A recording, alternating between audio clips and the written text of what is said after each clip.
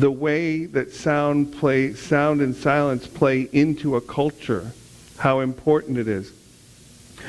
When I studied the Vedic religions, are you aware the Vedic religions are the religions that eventually became what we now call Hinduism, which is not a religion at all. It's a collection of religions. The Vedic religion circulates itself around the notion of speaking the name of God as a meditative rite.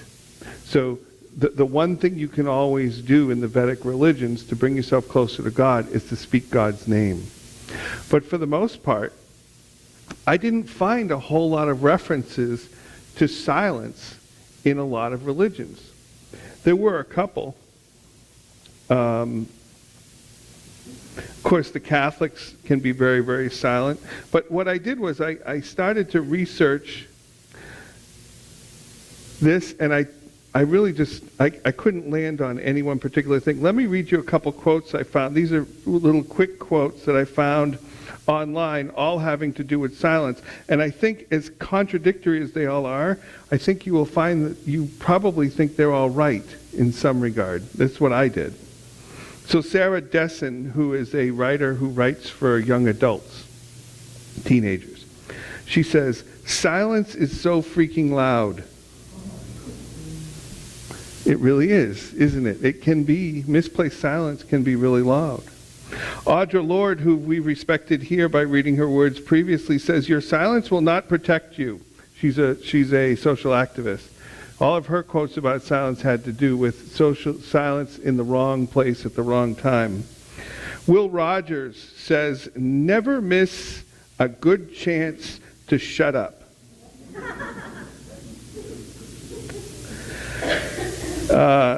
Nadezhda Mandelstam, who unsuccessfully opposed Stalin in Russia, "I decided it is better to scream. Silence is the real crime against humanity."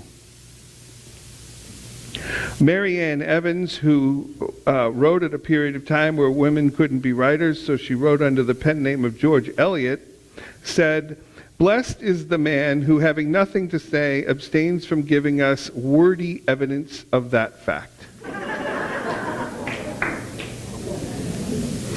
Woody Allen, who needs no introduction, I would think, said, "God is silent. Now, if only man would learn to shut up." Lao Tzu, who wrote the Tao, the beginning of Taoism, who may or may not have actually existed, said, "Silence is a source of great strength." That is true in a lot of ways, isn't it? William S. Burroughs, who was a writer who many of us may be familiar with, says, "Silence is only frightening to people who are compulsively verbalizing." Yevgeny Yevchenko said, I tried to look him up and I couldn't find him, but the quote was great. He says, "The truth is replaced by silence, the silence is a lie. When truth is replaced by silence, the silence is a lie." Mother Teresa, in one of her books, "In the silence of the heart, God speaks. If you face God in prayer and silence, God will speak to you. Then you will know that you are nothing. It is only when you realize your nothingness, your emptiness, that God can fill you with himself. Souls of prayer are souls of great silence." Pythagoras, who you may know from the whole triangle thing, right? That's right, sorry. I went down the math path, I knew I shouldn't have. Pythagoras, by the way, was a philosopher. I didn't know this about him, but he was a philosopher who most of his writings were lost. So we go back and try to reconstruct. This is attributed to him. "Be silent, or let thy words be worth more than silence." Which is a nice way of saying, shut up unless you have something meaningful to say, right? And then we will finish with the Frenchman, because silence is the ultimate power of weapon, and that's Charles de Gaulle. So, those are contradictory quotes on silence, but they all, to some extent, make sense to us, don't they? There is bad silence, silence which is failing to speak the truth when called upon to speak the truth. There is bad silence. There is isolating silence. Silence when we are silent out of grief and pain, when we fail to talk up and say, I'm in pain. And then there is good silence, silence that comes with stillness, a moment to touch the eternal. Historically, silence has been a virtue. Spiritually, silence is fundamental to connect with the divine. Here are a list of all the groups of people in the Catholic faith that have taken to at least some degree vows of silence, which is so foreign to us now, isn't it? Can you imagine taking a vow of silence? I went to a Benedictine undergrad. My undergraduate degree is from a group of monks in New Hampshire who gave me my degree. And they're the Benedictines. They have an order of silence, which I'll read for you in a minute. The Cistercian order, the Reformed Cistercians, which you know as Trappists, they make the beer. They make the beer in silence. The Carthusians, the Carmelites, the Discalced Carmelites, the Carmeldenses, which I can never pronounce right, and the Dominicans. What they have set up in their orders is most of them have set up what's called regular places, and then they've set up what they call relaxations or recreations. The recreations are the times where you can talk. In the normal places, you can't talk. So I went to school with a bunch of Benedictine monks who were happy and funny, but they didn't talk in their regular places. And through all of these groups, and this is the key, one of the things I think that we can focus on is useless and idle words are universally forbidden. In the Indian area, in the area of India, the various religions that are in there, they have a word for religious silence called mauna. And even culturally, how many things circulate around silence culturally? We have days of silence. We have moments of silence. Meditation moments, often silence. We have remembrance days. There is a day in Canada where, in support of various charities, people, you know how you can walk and you raise money or run to raise money? They have days in Canada where they just be quiet for a whole day to raise money. It's out in the West. You know those Westerners. So there is bad silence and there's good silence. And it's here where I'm going to diverge from the universal to the personal. So there's a universal application of silence and there's a personal application of silence. And as we know, when we go from the universal to the personal, everything is universal. Everything that is universal is also personal, and everything that is personal is also universal, at least to some extent. What does silence mean to you? What emotions? If I were to talk about joining a convent or a monastery where you agreed to not talk ever, what emotions does that bring up in you? Is it emotion of joy? Oh, thank God I don't have to talk anymore. Right? They're the introverts going, yeah, man, right? And then there are the extroverts saying, wait a minute, what? No. A lot of us are somewhere in the middle.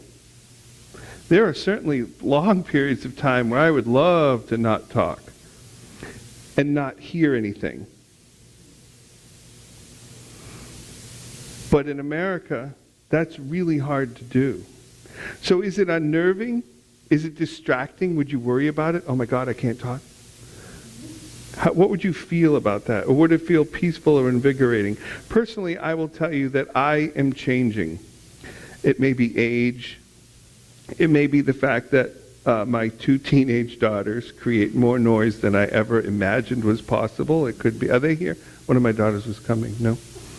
If you have children, you may look at it differently than if you live alone. The children is nodding, right? I Do you know anybody for whom sound is a constant companion? They're either swimming in it all the time or creating it all the time. That energy, that joy, what does that do to you? How does that hit you emotionally? How does that hit you intellectually? I'm getting older, and I will tell you that there are long periods of time where it's perfectly okay to not have the radio on in the car. I wish that maybe I had realized this when I was younger, because my life was full of noise when I was younger. My mother called it noise. I called it music. My father called it noise. There are periods of time, and how do we define noise, right? So if you're in the car and peaceful, you can still hear the wind whipping through, right? The wind moving past the car, the tires on the road, the engine doing what it does. You can still hear these things. Does that affect you? Does that change you? Is that sound, what does that do to you? Does it annoy you? I guess it depends on what the sound makes. Sometimes that can be almost meditative. Can you sit at home with absolutely no sound? No TV, no radio, and I would even throw in there no book. Because if you read a book, I don't know about you, but if I read a book, I hear the book. I don't know what, everybody's different. Can you just sit? Have you tried just sitting? How long can you do it for? The meditation we did earlier was from the Korean school of Zen at I attended the New Haven Zen Center in New Haven, Connecticut. And I'd like for us all to try it just for a couple minutes right now.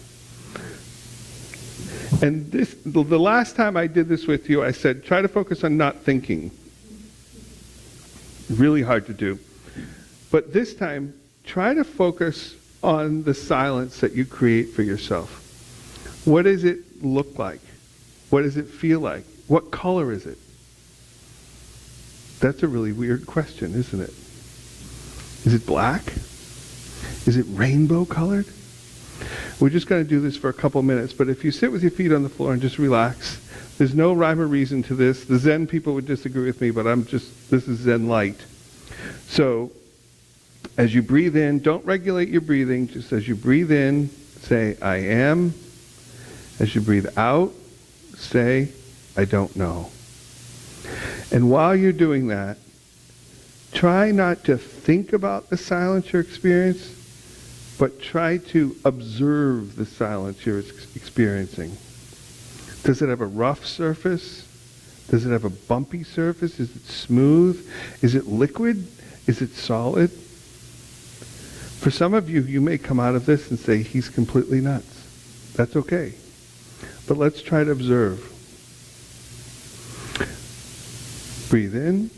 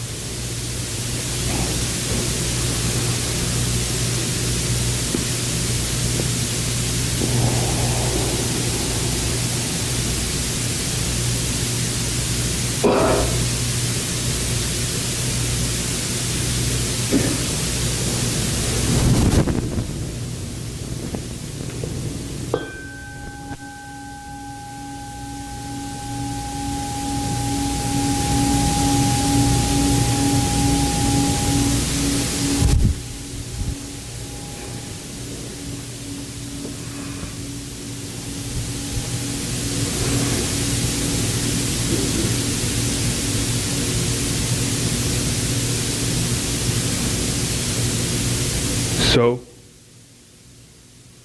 just a moment. You can do this for an hour if you want to at home.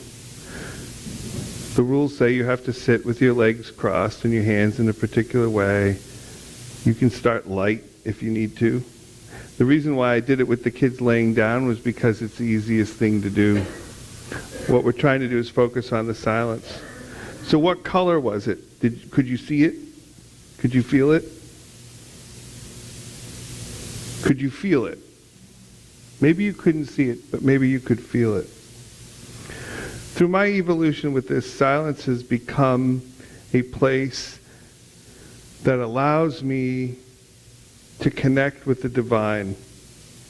I came to silence being important for me to connect with the divine because a few years ago I realized silence was really, really important for me to connect with other people. You can't listen to other people if you're thinking about what you're thinking about. And it's hard to see and feel and be in the presence of the divine when your mind is going. Silence enables me to hear my own humanity. You can actually, if you get it real quiet, you can actually hear your own humanity. You can feel your heartbeat in your chest. Sometimes that's the only thing you can feel. You can feel your heartbeat in your ears. Have you ever felt that? Boy, you're right there if you can feel your heartbeat in your own ears. And where I go with this, and it's a really wonderful place, and I wonder, here's what I wonder when I think about silence and when I think about meditation, because I remember sitting in the New Haven Zen Center, legs crossed, facing the wall, hands in the right position, shirt thing on, doing my thing, and there was no air conditioning. So we had to have the windows open. Honk, and the ambulance would drive by, and there was constant sort of distraction. And it took a long time for me to get to the point where I could get past the distraction. And I remember sitting there thinking to myself, I wonder what it would be like if you were born profoundly deaf and you had never heard anything. Never, ever, ever heard anything. What would your self-talk sound like? How would you have a conversation with yourself if you've never heard anybody talk? You could maybe guess, piece it together, feel by sound and vibration, but what would that sound like to you? What would the world sound like if you never heard a single thing? How closer to the divine would you just naturally be? I don't know. And it's weird because I want to try, but I don't want to try, you know? So I'd engage you today, this morning, in this day that is Mother's Day, wonderful spring day, to consider your relationship with silence. Consider your relationship and consider silence as a connection to the divine. You can do that little meditation anytime you want. You can do it in the kitchen. Just sit there and do it. It is so simple. It is so refreshing. And I hope that that's something that means something to you. And I hope that you can find a place in your heart to welcome silence in.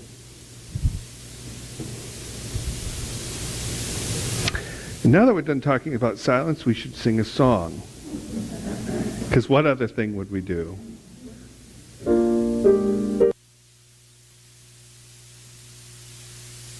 For 83, Winds Be Still.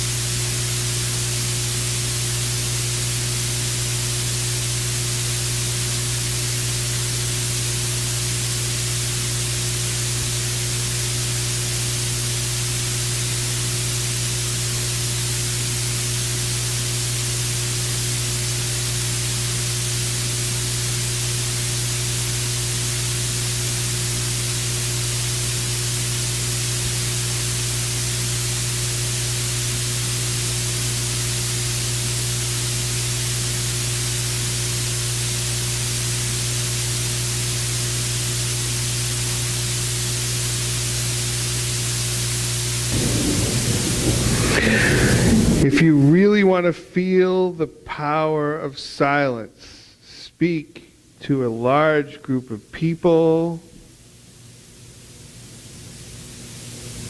and stop. Our benediction today comes from a good friend of mine, Sarah York, who in our hymnal goes by Sarah Moores Campbell. We receive fragments of holiness, glimpses of eternity, brief moments of insight. Let us gather them up for the precious gifts that they are, and, renewed by their grace, move boldly into the unknown. Let it be so. Happy Mother's Day.